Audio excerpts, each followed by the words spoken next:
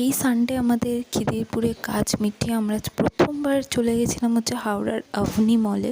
তো গিয়েই আমরা এদিক ওদিক ঘুরছিলাম, আর এই যে আমি এই ব্যাগটা কিনে নিয়েছিলাম, কারণ এই ব্যাগটা আমার না প্রচণ্ড পছন্দ হয়েছিল। দীপ কিনে দিয়েছে ব্যাগটা। তো তারপর ফুড কোর্টে চলে গেছিলাম, যেহেতু সারাদিন খাওয়া হয়নি তো আমরা খাবার অর্ডার দিয়ে দিয়েছিলাম। নিয়ে নিয়েছিলাম হচ্ছে মাটন বিরিয়ানি। ওনার সাথে বেরোলে মাটন বিরিয়ানি মাস্ট। তো মাটন বিরিয়ানিটা অতটাও ভালো লাগেনি, মোটামুটি ছিল। তো আর মকটেল আর এই লাভা কেকটা অখাদ্য ছিল খেতে। তো তারপর এই বাড়ি এসে গেছিলাম, ক্যাফে থেকে ঘুরে এসে এই যে বোনকে দেখাচ্ছিলাম কী কী কিনেছি।